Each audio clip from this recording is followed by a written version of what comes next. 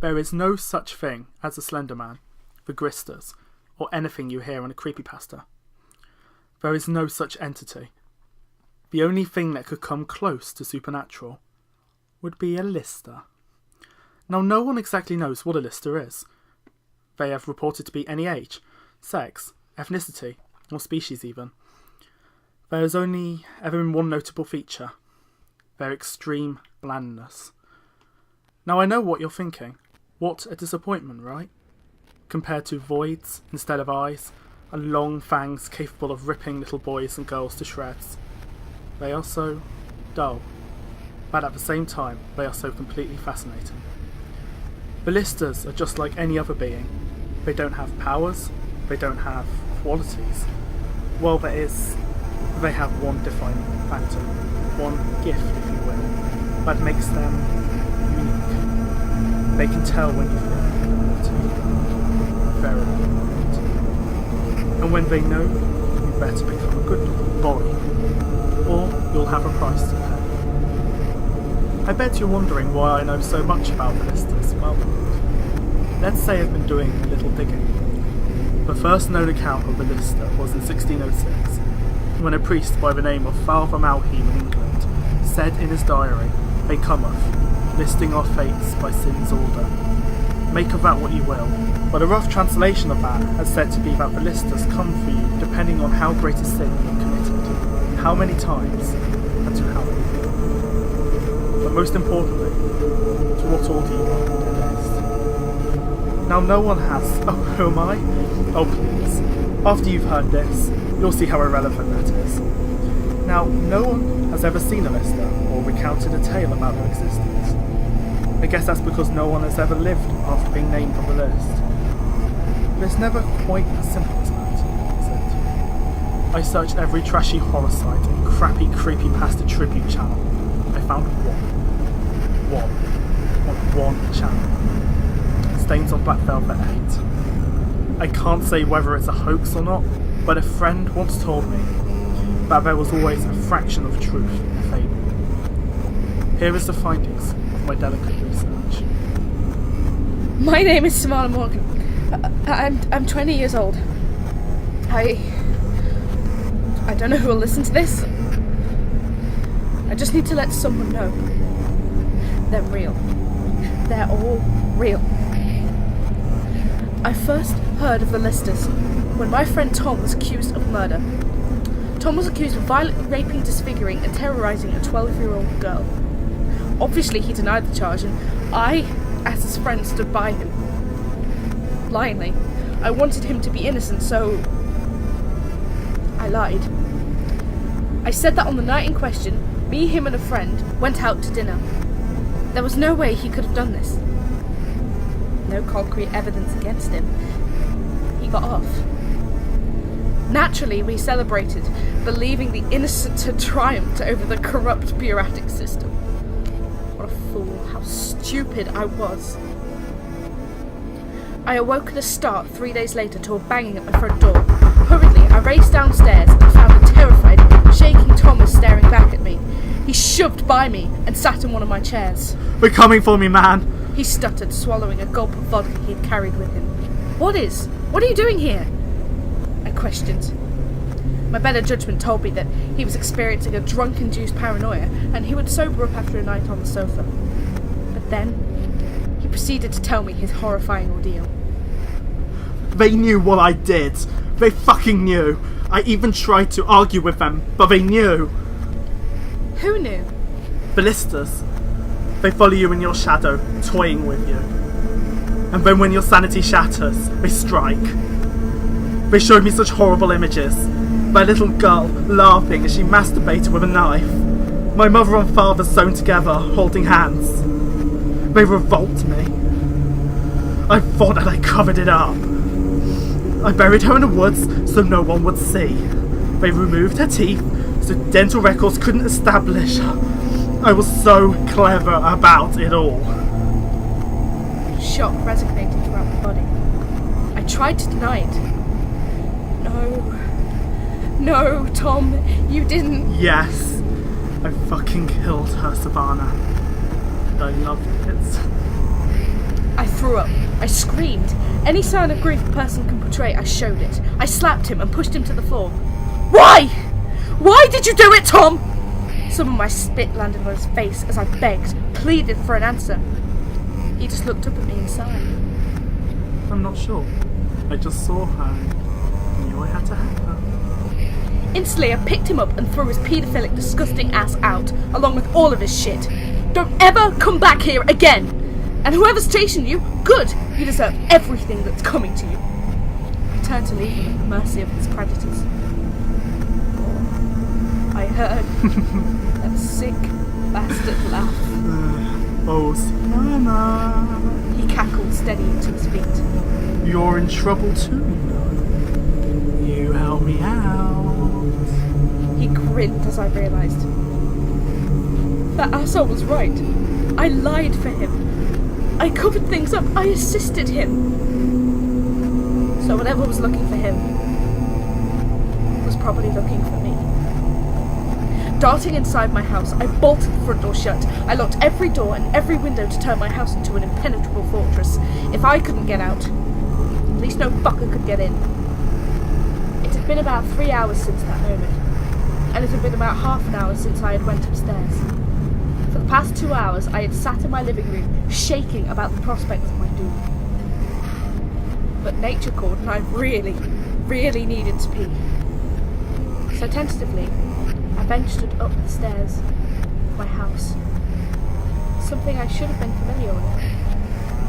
I was about to go back downstairs when I heard a dull thud come from my bedroom. A prickly, sickening heat radiated over my body. The kind of heat when you remember something you've forgotten and it makes you feel the embodiment of anguish. I slowly stepped towards my bedroom and realised something that completely evacuated all colour from my face. My carpet was green, but below the crack of my bedroom door, the carpet was dark and wet. It smelled like iron. I opened my bedroom door and prepared for what awaited me. The first thing I saw was the dress. Tom had been squeezed into a polka dot blue dress with white frills. His manhood, peeking out of the blood-stained entrails of the blue cotton, had been severed, rendering the organ useless. His lifeless corpse was contorted into an unnaturally grotesque form. He was curled into a fetal-like position, but his hands were outstretched as if he were on a cross, nailed to his sins. The heels of his feet were turned upwards, so his toes were crammed into the oak woodwork of my bedroom floor. His stomach hadn't been cut or slit. It had been ripped open, leaving a monstrous abyss, as if the carcass were reaching out to its mother bird for nourishment. The worst thing was his mouth. Oh, his mouth! The teeth were missing, and I couldn't help but think of that little girl. I assumed they'd been removed, but then on closer inspection, I noticed that they had been smashed or pushed to the back of his throat, causing a bloody bile and saliva to rise and fall ominously like the bobbing of a Red Sea. Rise and fall. Rise and fall! My God, he was still alive! I instantly tried to haul his mutilated body over my shoulder so I could help him. Sure, he was a sick, demented freak, but he was still a person, a human being. He was still the guy I grew up with. It was when I tried to leave that I heard it. A long, drawn-out, melancholic and frustrated sigh. The sigh wasn't particularly loud or threatening, but it caused that same prickly, malevolent heat to radiate throughout my body once more. Tentatively, I looked over to the corner of my defiled bedroom, to where the malevolent and imposing sound came from. It was what seemed like a normal man, about 6'2", with light almost alabaster skin. He had no wrinkles, no scars, no tattoos, piercings, blemishes, nothing. He looked human. But he wasn't. He was something else. He was looking up at me. Charisma, an alien awe emanating from his persona. With one stride he was squaring up to me, gesturing for me to pass Tom's pathetic body towards him. I obeyed, and he placed the floppy doll-like body onto my bed. Who? What? I was awestruck and bewildered. Like an ignorant child, I stood frozen to the spot I had stood in since I discovered the grotesque scene. How did you... A million questions raced through my fractured mind, yet I stood, arms outstretched, as if the air itself was supporting me. The creature before me didn't react. He simply smiled, a devilish smile, and relaxed onto the bed. What are you? I questioned silently. To my surprise, he acknowledged my question as if I had said it aloud, almost as if he had an open link intertwining our minds. I have been called many things. He smiled again. Comfortable. May I ask you... Please. He interjected, seeming to forget the fading life of the mortal in front of him. Why did you do this? I asked, perplexed. Our purpose, among many, is to ensure that if justice is eroded on this plane, then this misaction needs to be... He looked up at me with curiosity. A moment of arrowy registered in his eyes for a fleeting glance, but with a blink of it, it was gone, and I was left with those dull, lifeless yet mesmerizing eyes. Needs to be remedied. He stated, getting a black notebook from his plain robes. He noted something into his book, then put the book back into his robes. My head was swimming. I couldn't grasp the dimensions of this event.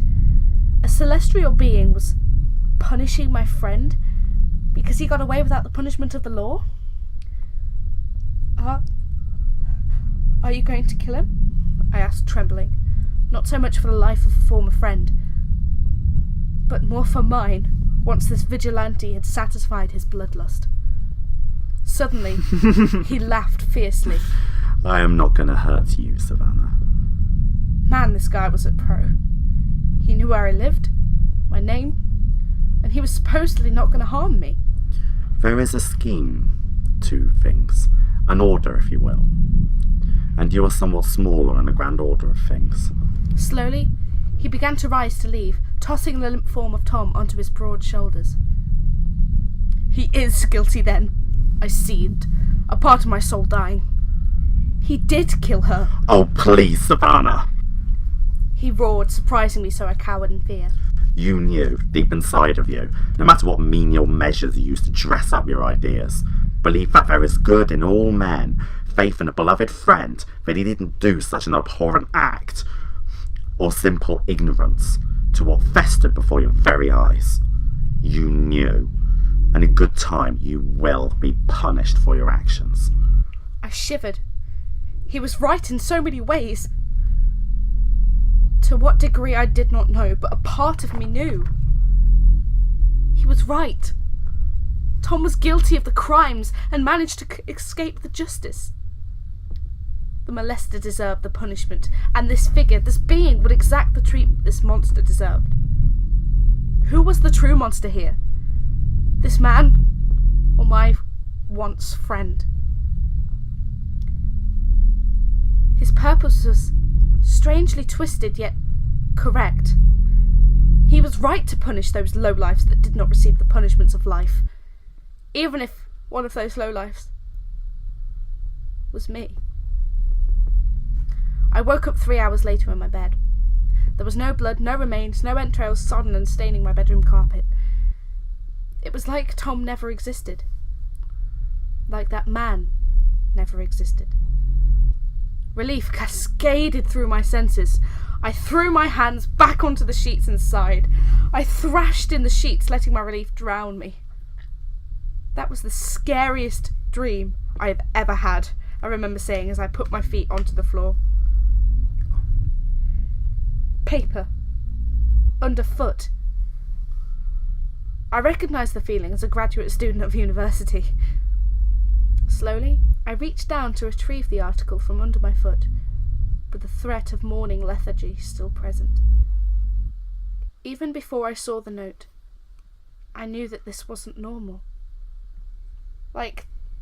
Not normal like the disregarded reminder that slowly descended under the bed to its final resting place. This felt different. Not like paper at all. More like parchment. My eyes fell upon the paper, as if it were a holy edifice. Then I recoiled in horror at what they read. It was a list, dated today's date. There were names of people on the list, and times. Names and times for when he would come for them. In elegant writing, the letter said, "We have allocated you the necessary time to complete your relevant tasks. If you have not yet written a will, we suggest you do so. Escape is an unnecessary inconvenience on your part, for we will find you, no matter where you choose to go. Arrangements and a wrapping up of unfinished business is also advisable.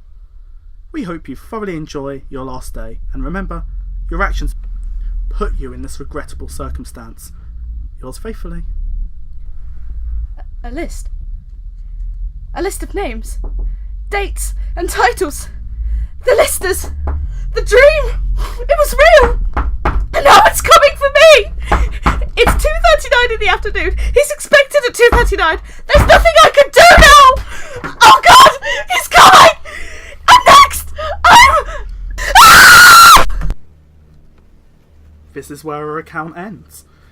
Now, like I said previously, there is little information out there regarding the listers. Probably because of their efficiency. They leave no one behind. So, I guess this information I'm giving to you is a warning. When you next think of doing something incomprehensibly evil, know they will come for you. Why? Because there are many of us. We live among you, live and breathe in a world that will inevitably bring you to the depths of depravity. And we are here when you sink. It's a wonder, really, there's anyone left. It's a wonder I have so much restraint. Because there is one thing about my walk to work that separates me and all other beings. I fucking love my job.